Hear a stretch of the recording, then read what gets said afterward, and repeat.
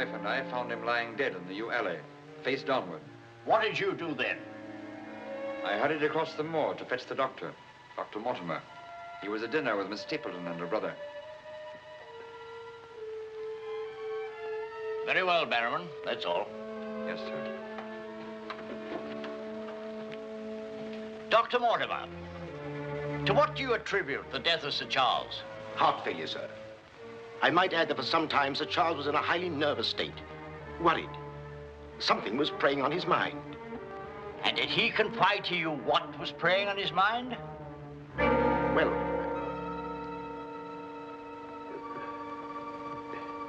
no. Well, then what about those footprints, Mortimer? As though Sir Charles had been tiptoeing back towards the house. I examined them myself, and as a man of science, So did I, Mr. Stapleton.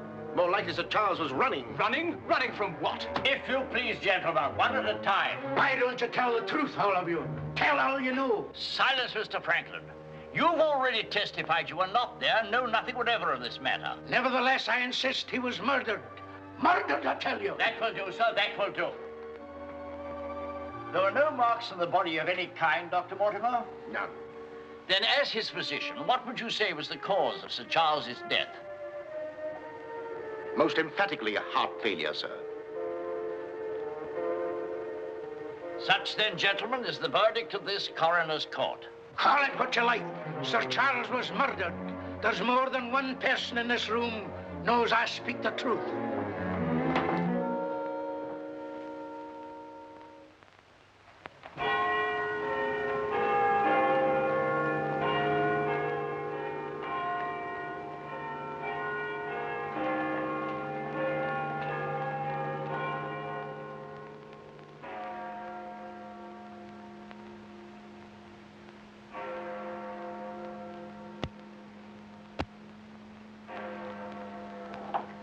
I'm blessed if I know why on earth you want all these clippings about this Baskerville fellow. I've an idea, Watson, that young Sir Henry isn't destined for a very long existence in this world. What? My conjecture is that he'll be murdered. Murdered? It'll be very interesting to see if my deductions are accurate. Oh, Mr. Holmes, while you were out, a gentleman called to see you and left this. He asked you to give it to me? Oh, no, sir. He just left it by mistake, I imagine. Uh-huh. Dr. Mortimer? He didn't leave his name, sir. No, it's here on the stick, Mrs. Hudson. Oh, is it? I didn't notice. Do you know any Dr. Mortimer, Watson? Huh? What did he want? He didn't say, sir. What do you make of it, Watson? Why should I make anything of it? The fellow came to see you. Ah, but what kind of a fellow? Let me hear you reconstruct him from his walking stick by our usual method of elementary observation. Well, I should say that Dr. Mortimer is a successful man, well esteemed. Good. Excellent. I should say that he does a great deal of his visiting on foot, because the iron ferrule is worn down. Perfectly sound. Let's have a look at this inscription. From his friends of the CCH. CCH. I should say that's the something or other hunt. Really, Watson, you've excelled yourself. Does anything escape me? Almost everything, my dear fellow. Huh? A present to a doctor, I'd say, is more likely to come from a hospital than a hunt. And when the letters CC are placed before the hospital, the name Charing Cross Hospital rather obviously presents itself. Oh, you may be right. Furthermore, I'd say that Dr. Mortimer had a small practice in the country and was the owner of a dog. How can you tell that? Quite simple. From the teeth marks. Look, you can see for yourself. A rather large dog, I'd say. And unless I'm mistaken, Dr. Mortimer will call on us again in a few moments. Rubbish, Holmes. Rubbish. How the devil can you deduce that? Well, as he left his stick, isn't it reasonable to presume that he'll come back and get it? Dr. Mortimer, sir. Mr. Holmes, Yes. Come in, Dr. Mortimer. I took the liberty of calling upon And you. left your stick. Oh, so I did. Thank you so much. A presentation, I see. Yes, sir, from Charing Cross Hospital. This is my friend, Dr. Watson. Of course. How do you do, sir? Mr. Holmes, you're the one man in all England who can help me. Well, won't you sit down? Thank you. A friend of mine is in grave danger. May I inquire his name? Sir Henry Baskerville, heir to the estate of Baskerville Hall. I'm in mortal fear Sir Henry's life will be snuffed out. Why, what makes you think that? I have information which leads me to believe that for centuries past, every Baskerville who's inherited the estates has met with a violent and sudden death. But as I recall it, Sir Charles died from natural causes, heart failure. Apparently. That was the verdict of the coroner, in which I, as Sir Charles' physician, concurred. But there was one point which I kept back from the police, from everybody. Yes? About 50 yards from where Sir Charles fell dead were footprints. A man's or a woman's? Mr. Holmes, they were the footprints of a gigantic hound. A hound? Well, why didn't you report it? Not a soul would have believed it. During the night it rained, and in the morning the marks were completely obliterated. But I saw them as clearly as I see you. And then, a few days ago, as one of the executors of the estate, I found this old document. Legend of the Hound of the Baskervilles. Let me read it to you, Mr. Holmes. It's quite short and won't bore you, I promise. Yes, please, go on. In the time of the Great Rebellion, about 1650, Baskerville Manor was held by Hugo of that name, a profane and godless man. One Michaelmas, this Hugo stole down upon a neighboring farm and carried off the daughter of the house. He locked her in an upper chamber, and while Hugo and his friends were carousing, as was their nightly custom,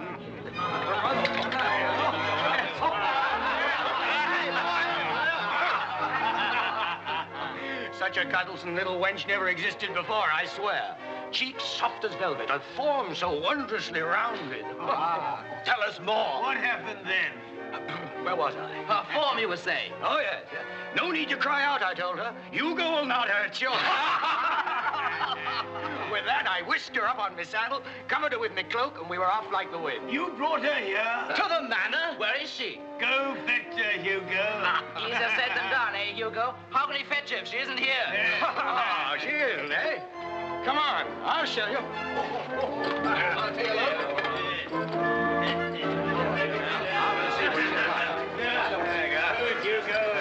She's really in here? May we come in, my sweet? These drunken sots would give Hugo the... There is no girl. Gone! Gone! Out of my way! What ails him? Hugo, what did it, huh? Tim! Gurney! Yes, Sir Hugo. What's wrong, sir? She's gone, the wench. Well, don't stand there gaping. Go bring my mare. What's wrong? I've never seen him in such a rage. Where's he gone? Let's follow him. Let's go, Roderick. Farewell. Come on, Matthew. Hold the stirrup, you blockhead. I'll give my soul to the devil for that wench. You hear how he pledged his soul to the devil for that wench? Well, may he find her and wed her, then the devil will have his soul.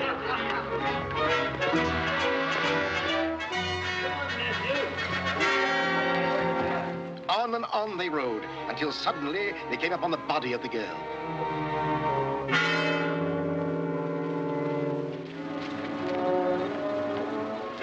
Dead. Then, from just over a rise, they heard sounds so hideous that the blood froze in their veins. And looking up, they beheld...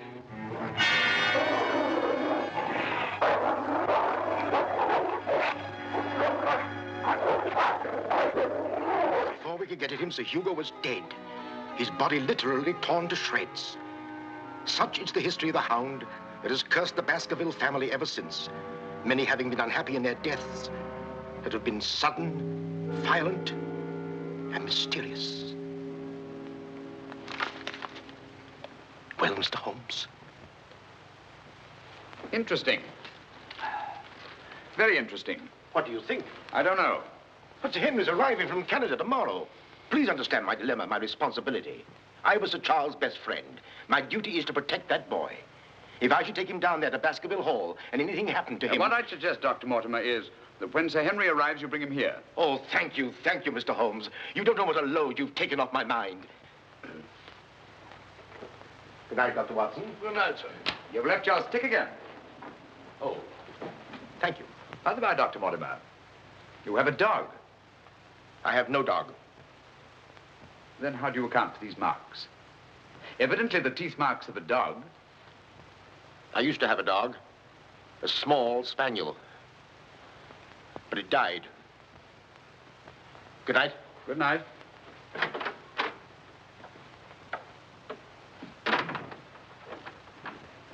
Well, Holmes, what do you make of it?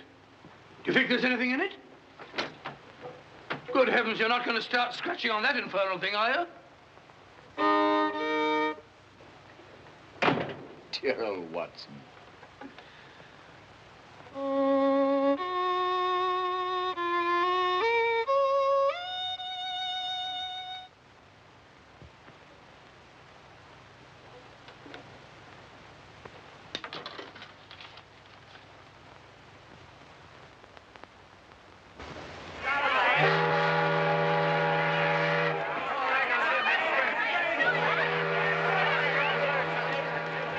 Goodbye, Sir Henry. If you ever go back to Canada, be sure you sail with us. Thanks. You've all been wonderful. The very best of luck, sir. And the same to you. This Goodbye. way, Sir Henry. Ah, here you are, Sonny. Thank you, sir. And you? Thank you, Sir Henry. And you? Thank you, sir. Thank you. sir. Oh, Sir Henry. Oh, it's too bad. It's all over. Just when you and Betsy Ann were really getting to know each other. Oh, but we are going to see one another in London, aren't we, Sir Henry? Oh, I should love to. But I have to go down to the country, unfortunately. To your ancestral estate. How exciting. Perhaps, Betsy Ann, if you're very good, Sir Henry will ask us to visit him. Of course, yes. We're staying at the Savoy. Don't forget. I won't. Bye. Goodbye. Sir Henry, Yes. I'm Dr. Mortimer. Your uncle was my best friend. How do you do? Thank you for coming to meet me. Not at all, my dear boy. Did you have a pleasant trip? Splendid, thank you. I've taken rooms for you at the Northumberland Hotel, where I'm stopping. Fine. I assume you'll be staying in London for a few days. Yes, I haven't seen it since I was a boy. Thank you, sir. Northumberland Hotel.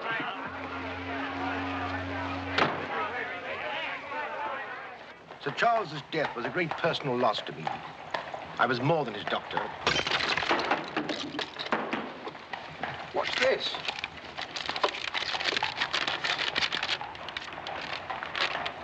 What are those words?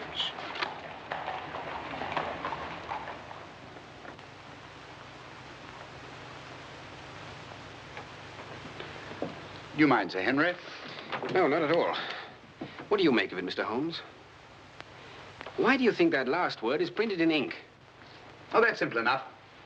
The words have been snipped from the London Times. That's evident from the typography. But the word moor is an unusual word. Your correspondent evidently couldn't find it in the newspaper. You'll admit, Dr. Mortimer, there's nothing supernatural about this. Supernatural? Tell me, Sir Henry, has anything else unusual happened to you today since your arrival in London? I can't think of anything. Unless you'd say that losing one of your boots is unusual. You lost one of your boots? Yes, and brand new ones, too. Never had them on. I put them outside the door to be cleaned, and when I went to fetch them, there was only one there. Brand new boots, and you put them out to be cleaned? They were tan ones, Dr. Watson. It prevents them from scratching to have them polished first. Now, will you please tell me what this is all about? Dr. Mortimer bringing me here to see you. This letter. It's about you, Sir Henry. Your inheritance in Baskerville Hall. And Dr. Mortimer thinks that it might not be safe for you to go down there. Safe? On account of a hound. A wild, supernatural monster that has cursed you Baskervilles for the last 200 or 300 years. Oh, that sounds grand. A family ghost, eh? Why didn't you tell me about this before, Dr. Mortimer? Well, Mr. Holmes suggested... He's going to tell you about it now, Sir Henry.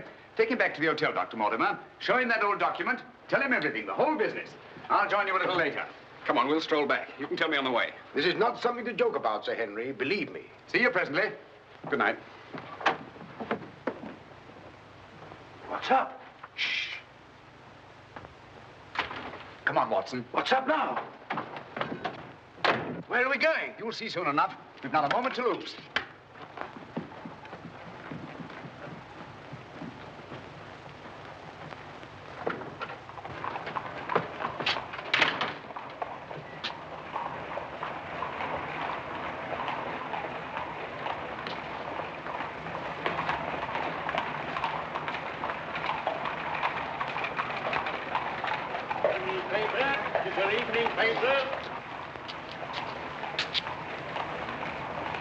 Keep your eye on that hansom.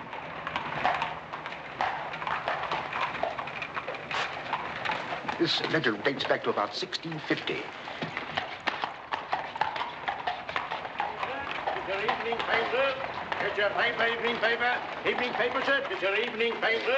Get your paper, evening paper. Evening paper, sir. Tells all the latest news that's going on, sir. Tells you all about it. Thank you, sir. Evening paper.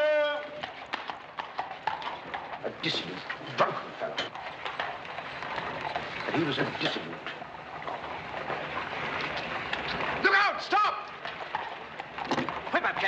I say. Very good, sir.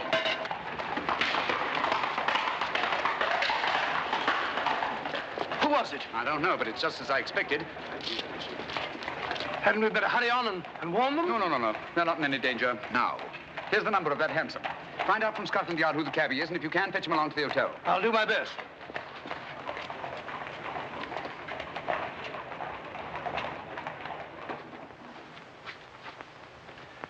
Well, now that Dr. Mortimer has told you everything, what have you decided? To go there, of course. Good. That's what I thought you'd say. And if Dr. Mortimer will only guarantee that this supernatural hound of his will really appear, I'd call the radio. Oh, don't say that, my boy. Sounds like a bogey story they tell kids to frighten them at night, doesn't it, Mr. Holmes? Yes, rather.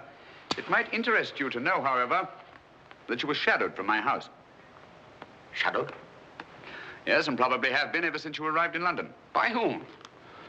I don't know. A man in a hansom. He must have seen me run after him and had the cabbie dash off. Oh, by the by, did you ever discover your mislaid boot? No. Hello? Well, the brown one's here, but one of the black ones is gone. I'll ring for the chambermaid. Perhaps she can explain. Yes, do. Now, why should anyone want to take an odd boot and then exchange a brand new one for an old one? Can you explain it, Mr. Holmes? No, I can't. Come in. Did you ring, sir? Yes, about that boot of mine. Oh, I haven't found it yet, sir. I've made inquiries all over the hotel. Well, it's back, the brown one, but now one of my black ones is gone. Oh, sir, that is odd. Who else except yourself has access to this apartment? Only the housekeeper, sir, and she wouldn't do a thing like that. No, of course not. I'm terribly sorry, sir. I'll do my best to find your boot. All right, thanks. Oh. Good evening, gentlemen. Good evening, Dr. Watson. I've got him. Come on in, Clayton. Come this way. This is John Clayton, number 2704. How do you do? How do you do, Clayton? Won't you sit down? Won't keep you long. It's good of you to come. Thank you, sir. Now, Clayton, I wish you'd tell us who your fare was that watched a certain house on Baker Street this evening and later followed these two gentlemen. Well, I'm blowed to you know as much as I do, sir. Well, not quite as much, I hope. The gent said as how he was a detective, sir. Oh, he did? Yes, sir. Mm-hmm. How would you describe this gentleman, Clayton? Well, it's, I suppose about 35 years of age, sir. Dressed like a toff. Had a small black beard, sir. And the color of his eyes? I can't say, sir. I see. When did he tell you that he was a detective? At the station, sir. When he gave me the 2 guineas, what he'd promised me. Mm-hmm. Did he tell you his name? Yes, sir. What did he say it was? Sherlock Holmes, sir. What? Well, that's the name what he gave me, sir. Sherlock Holmes. Well, whoever it is at least has a sense of humor. Here, Clayton. Here's something for your trouble. Thank you, sir. Thank you kindly, sir. Is there anything else I can tell you, sir? Nothing at all, I think. All right, sir. Good day, sir. Good day. Good day, gentlemen.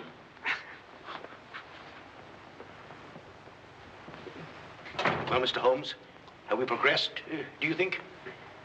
Perhaps. Tell me, Sir Henry, when were you planning to go down to Dartmoor? Immediately, tomorrow. I'm really awfully keen to see the old place. You'll accompany us, Mr. Holmes. I'd like to very much, Dr. Mortimer, but unfortunately I have some rather pressing business here in London. Of course, and there's no need. Please don't think me ungrateful, Dr. Mortimer. I do appreciate your concern for me. But this story of the Hound, it's nonsense. As for that silly letter and all the rest of it, I'm sure it can all quite easily be explained. I quite agree with you, Sir Henry. But all the same, if you don't mind, I'd like to ask Dr. Watson to go down with you. What, sir? If you don't mind, Watson. Gladly, if you'd care to come. Of course. I'll be delighted. Good. Oh, thank you, Dr. Watson, and thank you, sir. Then we'll stalk the Hound together. Now, don't take it too lightly, Sir Henry. Well, I must be going. Mr. Holmes. Yes, Dr. Mortimer. About that person calling himself Sherlock Holmes. Very interesting, Dr. Mortimer. You'll keep me posted, Watson. Write me daily reports. To the smallest detail, Holmes. Fine. I give him into your care, Sir Henry. Guard him well. Good night. Guard me well. I like that. Oh, God.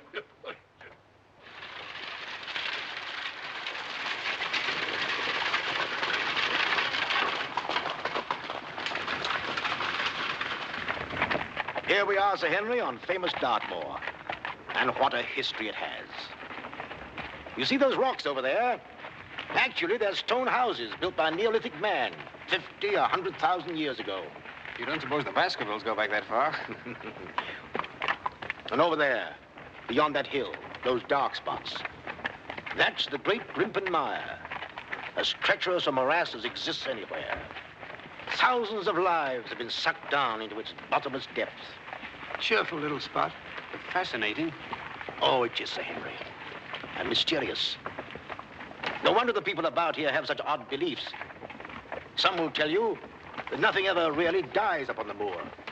And after a time, one gets to believe it. Really? Do you believe that? Of course not. If I believed all the legends about this place, I wouldn't live here.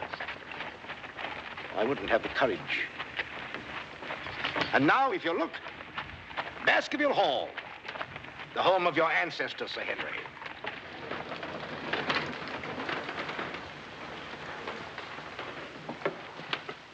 How are you, Barrowman? Very well, thank you, sir.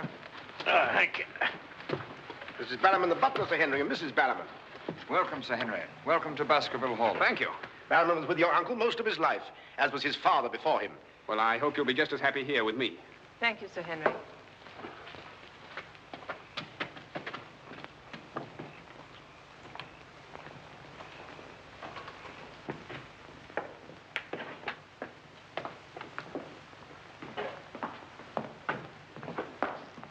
Baskerville Hall. And just as it's always been, Sir Henry, your uncle did some modernizing upstairs, but down here nothing has been added or taken away since Sir Hugo's time. Well, I wouldn't say it's the most cheerful spot I've ever seen. I beg your pardon, sir. What time do you wish dinner served, sir? Early, I think. Dr. Mortimer has to drive home. Tell the coachman to have the carriage ready after dinner. I'll tell him, sir. Now, I suppose you'd like to freshen up. There's hot water in your room, sir. I'll show the way. Thank you.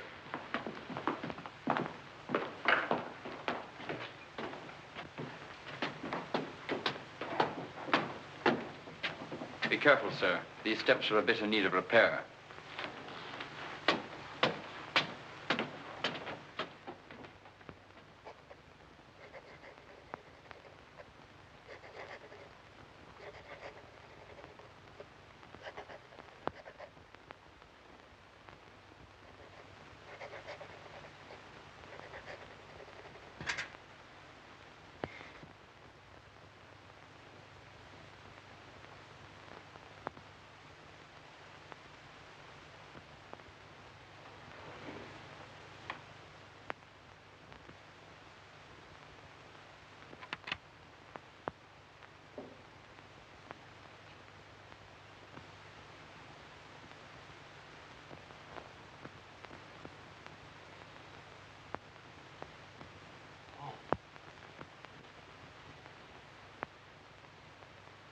I didn't want to startle you.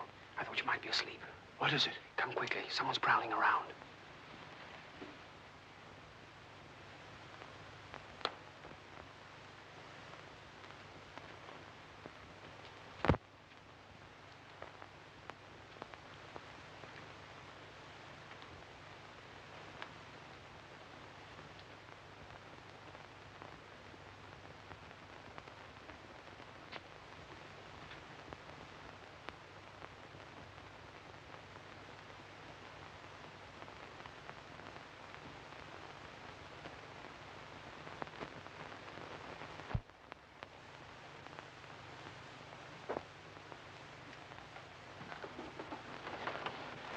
What are you doing, Barrowman? Oh, nothing, sir. It was the window. The window? Yes, sir. I was just seeing that it was fastened.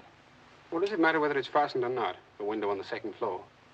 I go around every night seeing that they're fastened. Sir Charles always insisted upon it. Well, that sounds reasonable enough. Well, if it's properly fastened now, Barrowman, you can get back to bed.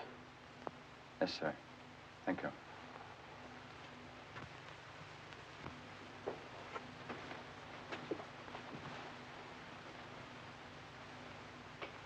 Do you see anything?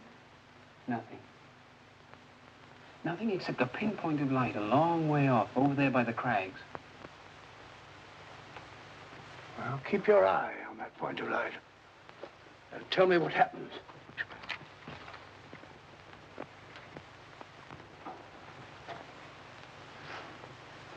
Do you see anything now? It's gone now. There it is again. And there it goes. Just as I thought. Barrowman was signaling to someone. Come on, get some clothes. We'll find out.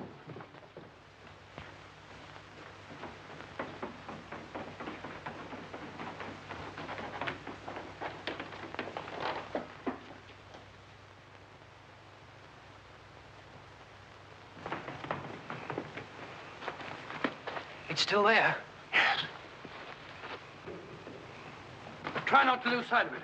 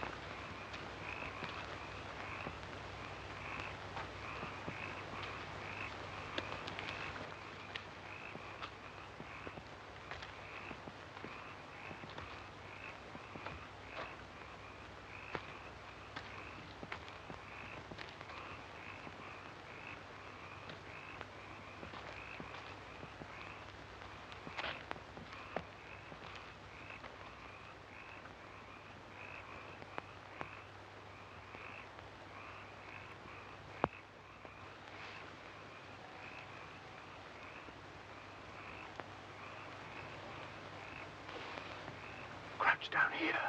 Whoever it is may come back.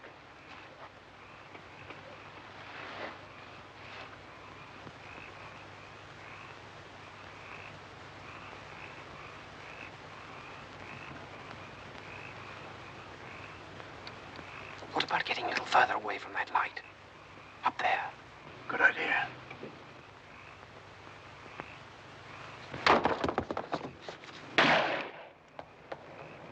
Stop!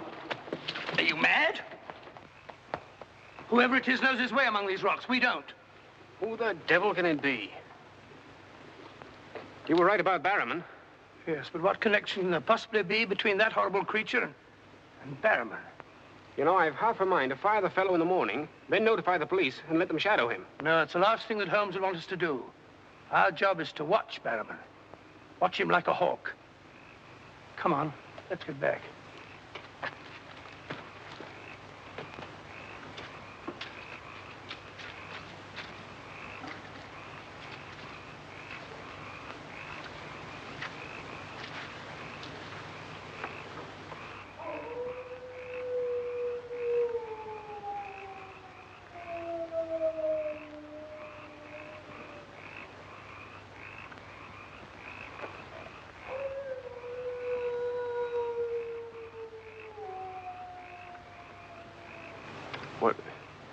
What do you think it is? What does it sound like to you? Well, if we were back in London, this would seem ridiculous. Let's get on.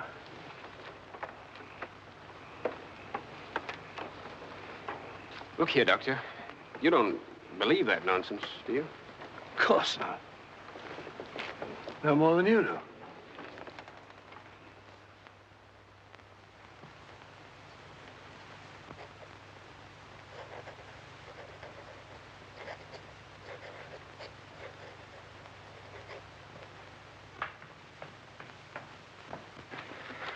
Morning.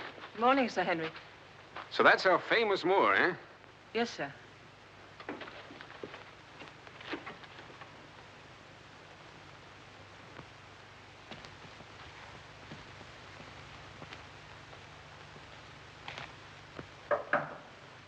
Come in. Oh, where's Sir Henry? He went out, sir. Where? Across the moor. Didn't I tell you to let me know immediately?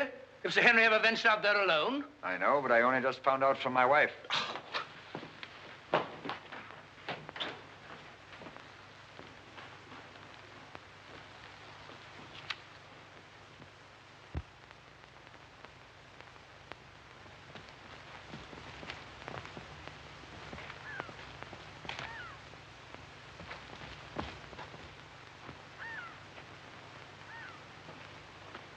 Hello there. Oh, forgive my shouting at you, Dr. Watson. My name's Stapleton. Live just across the moor. But how did you know my name, sir? Oh, from Dr. Mortimer, one of our neighbors. Oh, yes, sir. Hi, Sir Henry. He's very well, thank you. Well, we were a bit worried he might decide not to come here. After the rumors that followed the sad death of Sir Charles, has Mr. Sherlock Holmes come to any conclusion yet? I really can't say. Oh, is he going to honor us with a visit? I haven't the slightest idea. Well, if I can be of any help, I do hope you'll call upon me. I know this place pretty well. Thank you, but I don't think I shall be needing any help. Wonderful place, this moor. From a scientist's point of view, there's nothing like it. Vast, barren, mysterious. You see those bright green spots over there? Seems a little more fertile than the rest. Fertile? That's the great Grimpen Mire. One false step means death. Only yesterday, one of the moor ponies wandered into it. Turned me sick with horror to see it struggling. And the sound of its screams... What's that? Oh, that? Well, the people round here say it's the Hound. Surely you don't believe such rot? Bogs make queer noises. Or perhaps it's a bittern booming. A bittern? Yes, a very rare bird. Practically extinct. If anything is extinct on the moor. Stop! Stop! Look out! Stop! That was a voice. A woman's voice. Thank heavens you heard me. Another few yards, you'd have been into that mire. Looks innocent, doesn't it? But only yesterday, a little moor pony got into it, and that was the end of it. Well, thank you for shouting at me. You're Sir Henry? Yes. Oh, I suppose I should say welcome, Sir Henry, but I'm afraid it wouldn't be sincere. Oh, that's understandable. A stranger coming here and taking the place of someone you were fond of. Oh, it's not that. No? Tell me, what is it? Sounds silly, I know, but Oh, it's not that ridiculous Hound legend. I never used to believe those things till I came to live down here. But you do now. You're rich. You can go anywhere you want to. There are so many other places to live in the world. Interesting places. Just now, I find this place very interesting. Why, hello, Beryl. Hello. Oh, Dr. Watson, my stepsister, Miss Stapleton. How do you do? How do you do? Hello, Doctor. And this, I'm sure, must be... Oh, Sir Henry, my brother. How are you? I was just telling Dr. Watson how delighted we are you decided to come here. I'm here and to stay. Oh, that's splendid. You know, it's been quite dull down here since the hall's been closed. It's wide open now, especially to friends of my uncle. You must both come and dine with me. You must come to us first. Yes, what about tomorrow night? You and Dr. Watson. We'll invite the neighbors over to meet you. Of course, you already know Dr. Mortimer. The only other one's old Mr. Frankland. Who's he?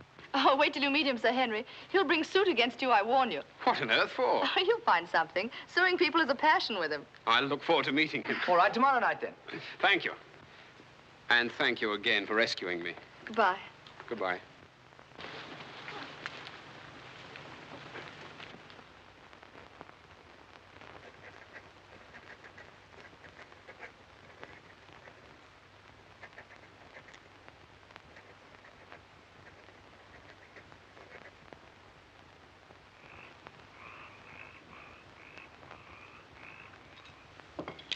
And were it not a personal insult to Sir Henry, I would never have come here this evening. Oh, but why, Mr. Franklin? As a stickler for convention, I'm not in the habit of breaking bread with my host on the eve of prosecuting him. Great heavens, what crime have I committed now? A most gruesome one, Mr. Stapleton. That of body snatching. What? You're a body snatcher, sir. A ghoul, a despoiler of graves. Oh, come, Mr. Franklin. That's a very serious charge. Oh, Beryl, refill Mr. Franklin's glass, will you? Thank you, my dear. And an excellent vintage it is, too. But if you're implying that I'm tipsy, sir... Oh, of course he's not. Tell us more, Mr. Frankland.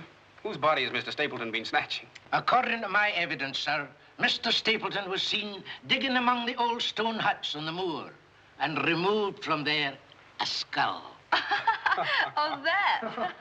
A most interesting relic, Sir Henry, of Neolithic man. I'll show it to you after dinner. 50,000 years old if it's a day. Nonetheless, sir, you removed it from the grave without the consent of the next of kin. And according to British law, that constitutes body snatching. Deny that if you can. But what good will it do you to prosecute Mr. Stapleton? None, sir. I have no interest in the matter. I act entirely from a sense of public duty. If you care to drop by my house someday and take a tipple of wine with me, I'll be glad to tell you a thing or two about everybody here. About him prowling the Grimpen Mire at nights and why he takes her with him. Oh, there's no secret about us. As you know, I dabble a bit in the occult. Mrs. Mortimer has very strong mediumistic qualities. She finds the old caves on the moor particularly conducive to psychic phenomena. Very interesting. Have you ever tried to communicate with my uncle since his death? Oh, yes, on several occasions, but with no success. But if my wife would consent to a seance tonight, while you, Sir Henry, are present, we might... No, no, James, not tonight. Please. Perhaps some other time. Shall we have coffee in the drawing room? Why, of course, Mrs. Mortimer. I wish I could persuade my wife. Don't you think he is the mist? If you and Dr. Watson would care to see my little collection. Oh, yes, the skull. Yes, we're in here. I'd like you very much. Quite a museum. Oh, a very modest little collection. But this one really is quite a treasure. You'll observe its unusual cranial index. Gentlemen, my wife has consented. She's agreed to a seance. Splendid. Oh, fine. Please come at once. Now then, if you'll all get chairs and arrange yourselves naturally, comfortably here by the fire. As Shakespeare says, you can call spirits from the vasty deep, but will they answer? They'll not answer scoffers or skeptics. If that's your attitude, Mr. Franklin, perhaps you wouldn't mind leaving us. Oh, I'm sure Mr. Franklin didn't mean to doubt. Of course I don't. And I ask you to keep a civil tongue in your head, Dr. Mortimer. Ordering me out from under the roof of my host is grounds for a very nasty little lawsuit. Oh, come now, Mr. Franklin. Sit down by me. Now, tonight we may communicate with Sir Charles. Find out what he feared so greatly. What he was running away from. Now, Jennifer, you sit here, please. Sir Henry, here. Or would you please put out those lights? Certainly. Stapleton, that light, please. Dr. Watson.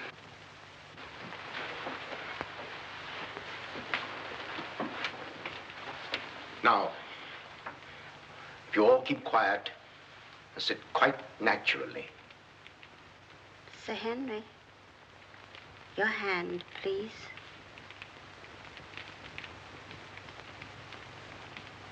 Sir Charles, can you speak to us? Let us know if you're present. There are things that only you can explain. Speak to us, Sir Charles, if you're here. There are things that only you can tell us.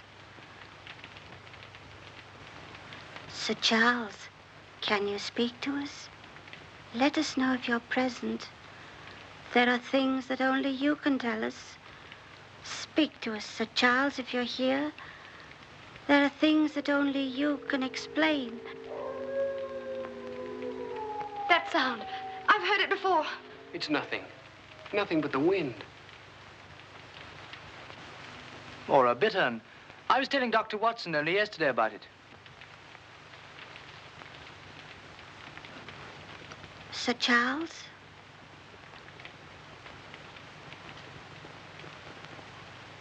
What happened that night? What was it you feared? Tell us, Sir Charles, of all the weird, terrible things that have happened on the moor. Listen. There it is again. Oh, I can't stand it. Will somebody put on the lights, please? I tell you, it's nothing. Nothing but the wind.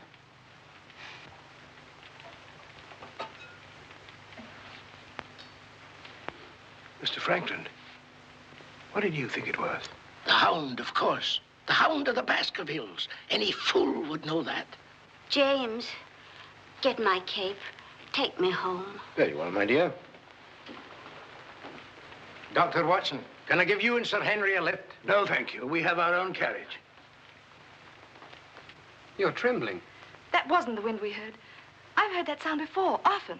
That's what I tried to tell you yesterday on the moor. That's why I wish you hadn't come here. But sounds can't hurt you. It doesn't matter what they are or where they come from. You don't know.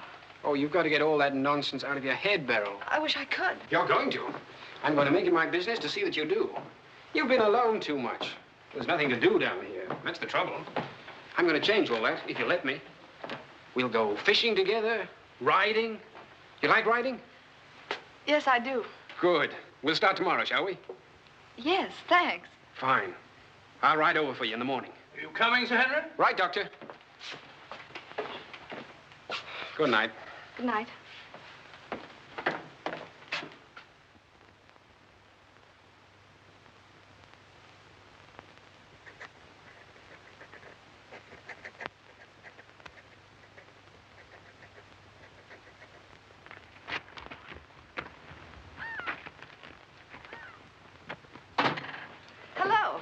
Hello, Beryl. Well, where shall we go today? There's one place we haven't been, High Tor. Fine. That's where all the old ruins are. You know, Jack says that they're over 50,000 years old. That sounds interesting. And you can still see the remains of their stone huts. All right, good.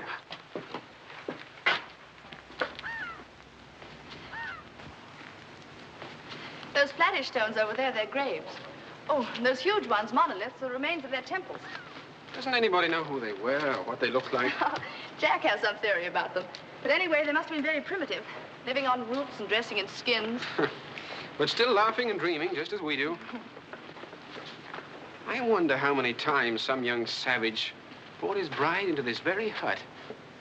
Said, take your hat off, darling, this is home. You know, this is probably where she cooked his first meal for him. What a yell he must have let out when she burnt it up. And now they're quite forgotten. Just as we will be, too, one day. Do you suppose when a man met a girl that he liked, that he had to wait a respectably long time before he dared tell her? Or things like that, sudden, natural? I'd like to think that things were like that. Beryl, that's the way they are with me. Oh. Oh, but we've only known each other such a little while. There, you see, convention, custom. We can't even be ourselves when we want to be. Why is that? You know, I used to come down here quite often and explore these old caves when Jack and I first came to live here. I didn't have the fear of the moor then. And you've none now. That's all gone. Oh, when I'm with you, it's gone. I seem to forget it, laughing and talking. But when I'm alone, it all comes back to me. And at night, I still wake up trembling, as if in my sleep I could hear those awful noises. Then it gets bad as ever, and I think of you, and I wish you weren't here. Oh, don't say that. Well, I wish you were in London or in Canada. But even if I wanted to go back to London or Canada, I couldn't. Why not? You know why. You must know why. I can't go anywhere now, unless you come with me.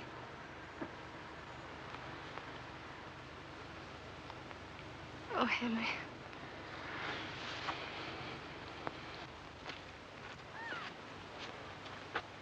Oh. Would you mind pausing for a minute? I'm afraid I've lost my way. Oh, hello, Doctor. Sir Henry and I were just... We were getting engaged. Engaged? Splendid. May I congratulate you both? Thank you. Thank you. Who is that? It seems that we didn't pick a very secluded spot. What do you want?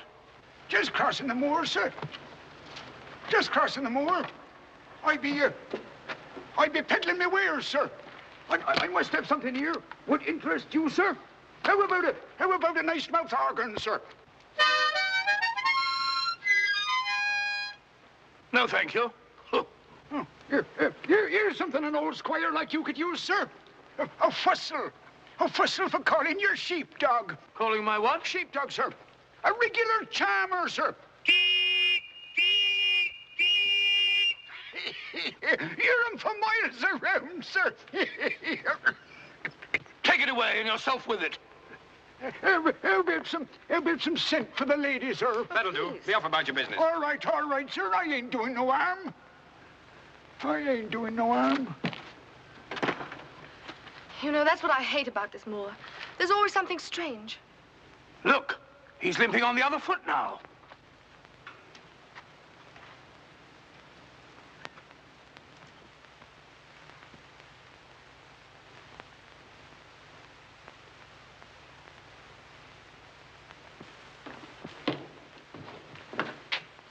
Barrowman? Yes, sir. Who delivered this note? No one, sir. I found it slipped under the front door. Mm-hmm. Thank you.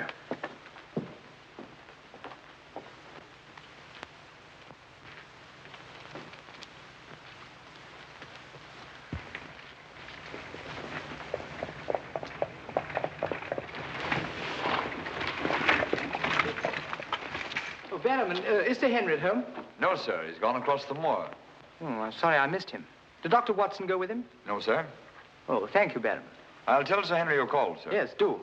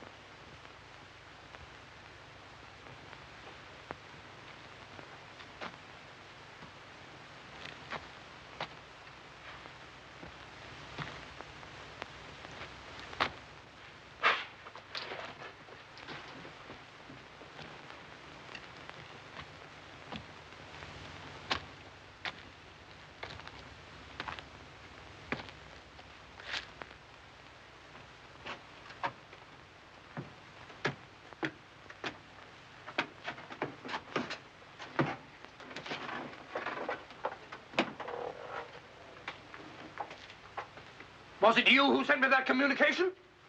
I did, sir. Out with it. Whatever it is you want me to hear. I only want you to hear this zither, sir. Zither? He don't come no finer, sir. What blasted impertinence. Getting me out here to say... Look here, my man. You're up to something. I only ask you to try him, sir. Be careful. This thing's loaded. Who are you? Well, I might ask the same of you, sir.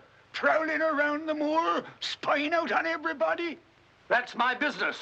To spy. Oh, what is it? Yes, and if you want to know who I am, I'll tell you. Who are ye? I'm Sherlock Holmes. Sherlock Holmes, the detective? Yes, and now perhaps you'll realize why I can't be hoodwinked. Oh, sir, that changes everything. Now, who are you? Quick! Well, in that case, sir, my name must be Watson. Holmes! How are you, my dear fellow? A fine detective you are, calling yourself Sherlock Holmes. So you've been down here on the moor all the time? That's a fine way to treat me, I must say. Send me down here. Let me think that you were in London, working on that blackmail case. Let me sit up half the night, writing those blasted reports. Serious reports, my dear Watson, and very valuable they were, too. I made arrangements to have them forwarded on to me. A shabby trick, which I'll not forget. Ah, but a very necessary trick. If I'd come down here with you and Sir Henry, every movement of mine would have been watched. While in this way, only you and Sir Henry have been watched, and I've been free to work. That's all very well, but making a fool of me... Sit down, Watson. Do sit down. Perhaps a little supper will help you to get over your huff. Huff? I'm in no huff. Here, try some of these sardines. It's a pity I didn't know you were coming. I'd have provided a brace of pheasant. It's a pity you didn't think of bringing down that infernal violin of yours to regale me with some of your enchanting music. I did, my dear Watson. Anything to oblige.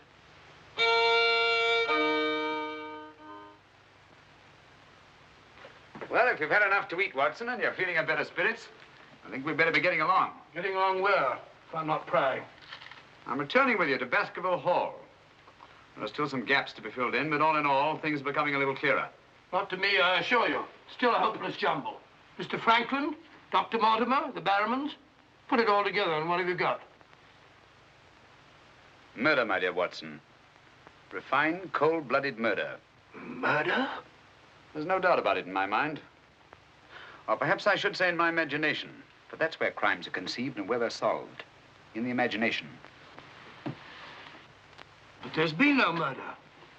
Unless you mean Sir Charles. And the facts clearly indicated that he died from heart failure. That's why so many murders remain unsolved, Watson. People will stick to facts, even though they prove nothing. Now, if we go beyond facts, use our imagination as the criminal does. Imagine what might have happened and act upon it, as I've been trying to do in this case. We usually find ourselves justified. Then you know? Another day, two at the most, and I will know. My one fear is that the murderer will strike before we're ready. In that case... What's that? Where's it coming from? There. No, there. The Hound! Come on, Watson, quick!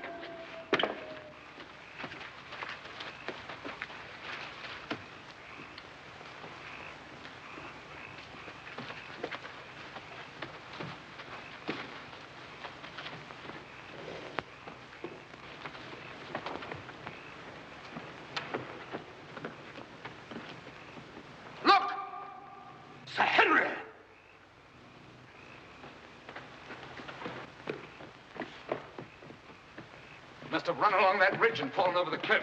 He's dead. Skull crushed in. The convict. Thank heaven. What? That's the man I shot at the night we arrived. The man Barrymore was signaling to. Who is it? The Notting Hill murderer. He escaped from prison last month. Been hiding on the moor ever since. The Notting Hill murderer? Do you mean that he is responsible for all this? That remains to be seen. But he's wearing Sir Henry's clothes. Yes, that accounts for it. Accounts for what? For the Hound. These clothes were the cause of that poor devil's death. Do you mean that the Hound was after Sir Henry? Yes, and mistook the convict for him because of the scent of the clothes. Do you remember that missing boot, Watson? Why do you suppose the brown one, the one that had never been worn, was so mysteriously replaced and the black one taken? Why? Because a boot that had never been worn wouldn't have had the scent of the owner, and the black one had. But how does this convict come to be wearing Sir Henry's clothes? Oh, well, that's simple enough. Why, Dr. Watson. Somebody hurt? Who's this? The convict who escaped from Princeton. Oh, how terrible. I heard a cry. That's what brought me over here. What's your theory about it, Mr. Holmes? You're quick at identification. Oh, everybody knows you, sir. As a matter of fact, we've been expecting you down here. My name's Stapleton. How do you do? You came in time to see a tragedy. Yes. It's a most unpleasant remembrance for me to take back to London tomorrow. Oh, must you go so soon? I've been looking forward to meeting you. Yes, I'm afraid I must. We were hoping, Mr. Holmes, that you may be able to shed some light on the occurrences that have puzzled us down here. Yes, but an investigator needs something more than legends and rumors. Oh, quite so. Give me a hand, will you, Watson? We'd better put this poor fellow in one of the huts till the morning. Oh, let me give you a hand. Oh, I think we can manage all right, thank you.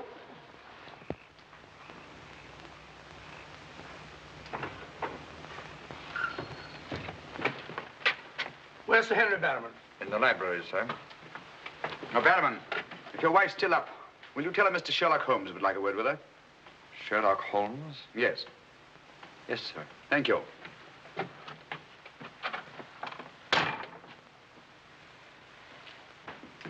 Sir Henry. Holmes! I'm glad to see you so well, Sir Henry. Why didn't you tell me Mr. Holmes was coming? Well, I was he didn't know. We ran across each other in the village. I am glad to see you. What is it, Barrowman? Oh, I asked to see Mrs. Barrowman, if you don't mind, Sir Henry. Of course not. Come in, Mrs. Barrowman. I think you'd better sit down. Thank you, sir. I prefer to stand. I'm afraid I've some rather bad news for you. What is it? Well, it's going to be a bit of a shock. Oh. They've caught him. Your brother... They'll hang him for sure. No, Mrs. Barrowman. He's beyond the law now. He's in more merciful hands.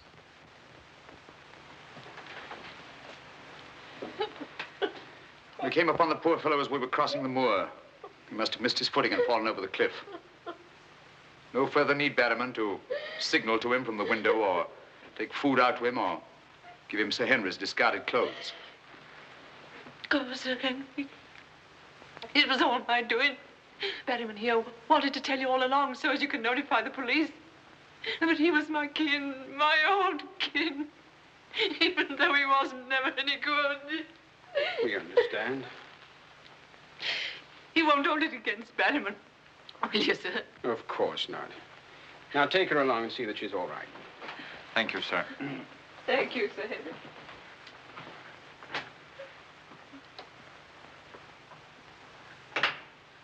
Well, it's nice to get that in cleared up, for their sake as well as mine. That clears up everything, I think, Sir Henry.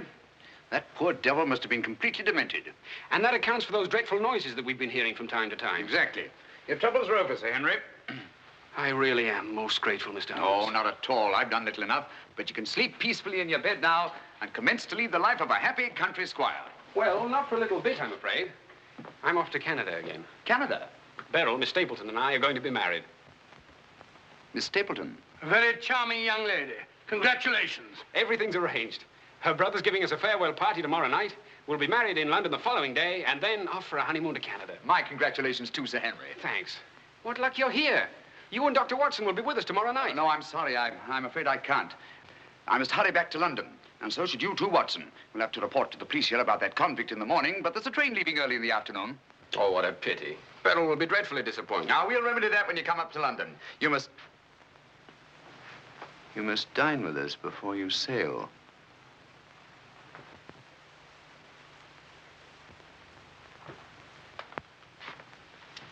Well, there's the old boy himself, Sir Hugo.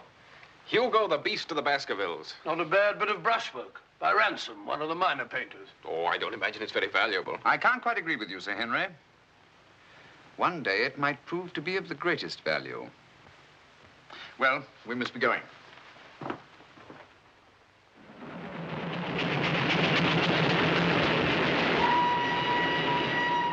There's still one or two little points, Holmes, that I can't for the life of me reconcile with your theory about that poor demented convict. One or two little points? But surely you can't mean that he was in London 3 weeks ago? Sent that letter? Stole that boot? Of course not. And who the devil did? The same person who was responsible for the death of that convict last night and will try again to murder Sir Henry tonight. Tonight? Unless my imagination has run away with itself, and I don't think that it has. Then why are we rushing up to London? leaving Sir Henry entirely unprotected. We're not, my dear Watson. We're just giving the impression of rushing up to London. In a minute and a half, we'll be in Oakhampton. There, we'll catch a train back to Dartmoor. If my surmise is correct, we'll nab our man in the act. But if you know who it is, why all this roundabout rigmarole? Why don't you have him arrested? Because I've no case.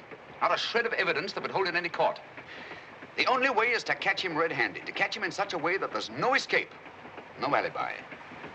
That means gambling with Sir Henry's life. But you can't Gambling to save his life. But we've got to take that chance. Otherwise, the shadow of sudden death will be forever hanging over his head, and sooner or later... Here we are, Oakhampton. And may you both spend the rest of your years together in happy contentment. Yeah. Thank you. Thank you. And now I want to thank you all for the kindness that you've shown a stranger. And when Beryl and I return, I want you to know that you'll always be welcome at Baskerville Hall. Thank you. Thank you, Sir Henry.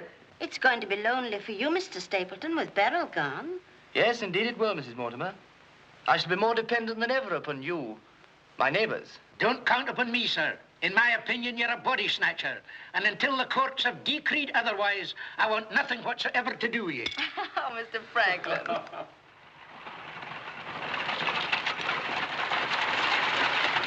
I say, driver, can't we go a little faster? I'm doing the best I can, sir.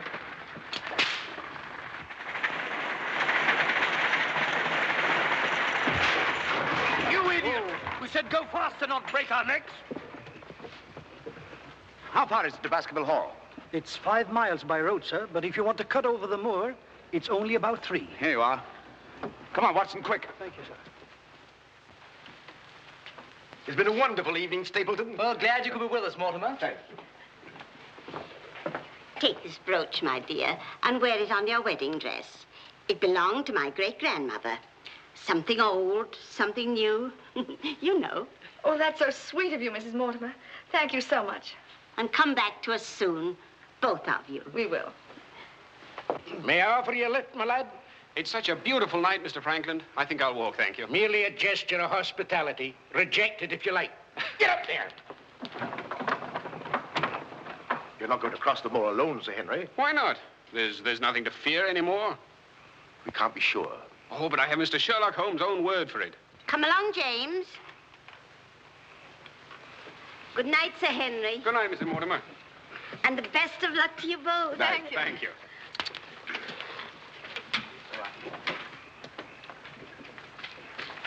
Good night. Good night. I wish you'd let Mr. Franklin drive you home. I wanted to stay and say good night to you. This is our last good night. From tomorrow on, there won't be any more, ever. Tomorrow we'll be away from this place. I wish it were now. So do I. Oh, now, don't be silly. Good night, Beryl. Good night, dear.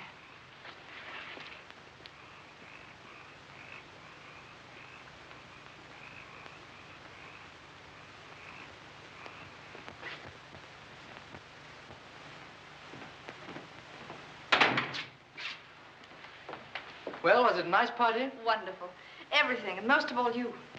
Jack, I haven't said very much about going away, but you know how I feel. Yes, of course. It had to be. Well, you won't be too dreadfully lonely, will you? Well, I shall have my work and... Henry and I'll be back before you even know it. Yes, of course you will. Well, you better go to bed now. You've got a big day ahead of you tomorrow. Good night, Jack. Good night, dear.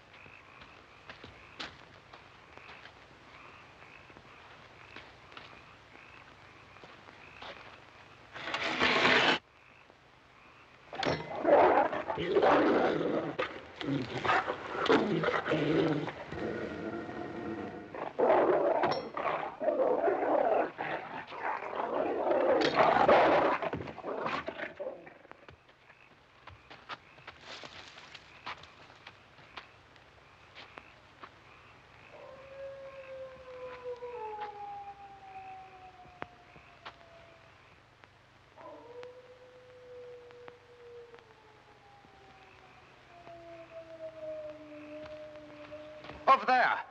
We'll head him off.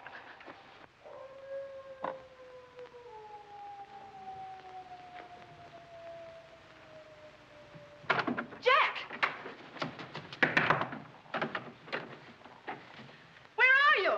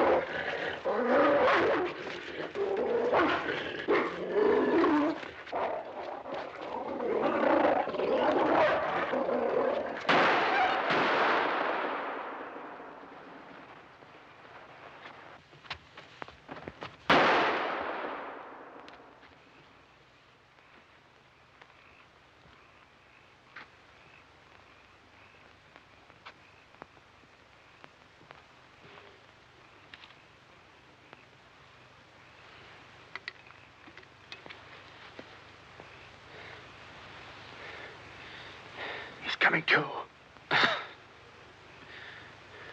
You'll be all right, old man. Watson.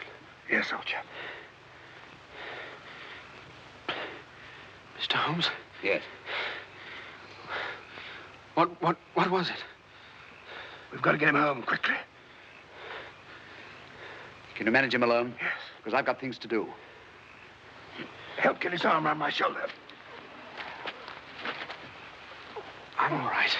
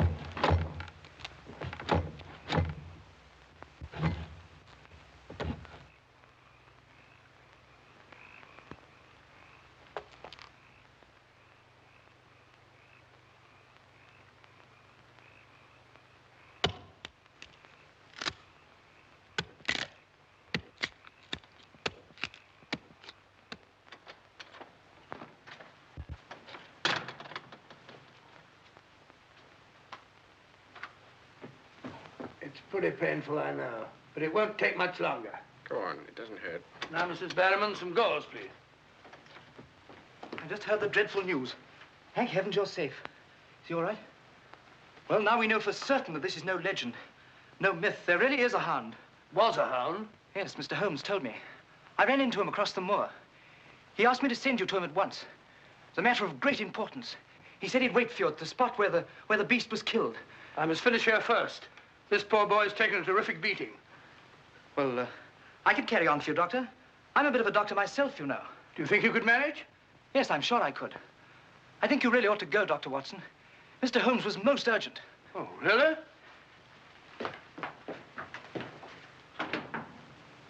I shall need some hot water, Mrs. Barrowman. Oh, I want it boiling, please. Yes, sir.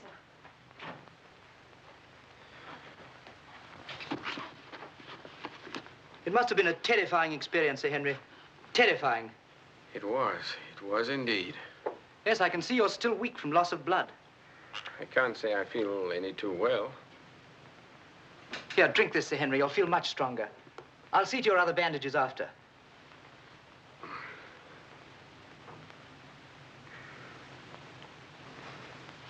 Oh, it may taste a little bitter, but don't mind that.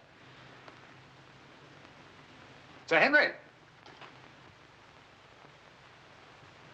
Well, feeling better? Yes, thanks. I say that's uncomfortably close to your eye, isn't it? Another one on this side? Huh? Oh, well. Oh, I'm terribly sorry. That was clumsy of me. It was only a bit of a tonic. Sir Henry's lost considerable blood. Yes? Henry! Henry! I'm all right, darling. Oh, no, you're not. We heard those dreadful noises on the way home. It's a mercy he's alive. I owe you an apology, Sir Henry, for jeopardizing your life. Jeopardizing? But you saved my life. But there was no possible way for me to foretell the fog. And I must apologize, too, for deceiving you last night. When I told you that your troubles were over, I knew that they weren't. But if I hadn't cleared out, the crisis which came tonight would have been indefinitely postponed, with the shadow of death hanging over you. And over you, too, Miss Stapleton.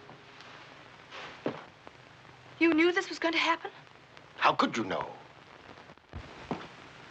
The person who wanted to snuff out your life, Sir Henry, was the same one who plotted to kill your uncle. He wanted to get you both out of the way so that he could lay claim to this place, to the whole Baskerville estate. In tracing back his lineage, he discovered not only that he was the next of kin, but also learned of that old legend about the Hound. So he brought the Hound to life by the simple expedient of buying the most savage dog that he could find and hiding it here on the moor until he needed it. If he had succeeded tonight, the blame would have fallen on the legendary monster, and no possible suspicion would have been attached to him. A most ingenious device. And I'm quite sure that he would have had no difficulty in proving his claim to Baskerville Hall and all that goes with it. The most amazing instance of a throwback that I've ever seen.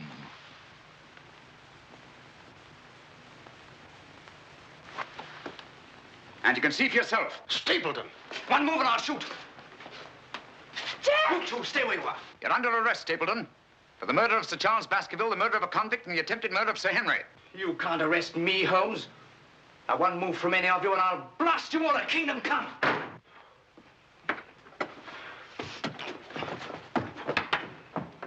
So sorry, old boy. What's the matter, old man? What's the matter? That's our man. Stapleton, the murderer? He won't get very far. I've posted constables on both the roads, and the only other way is across the Grimpen Mire.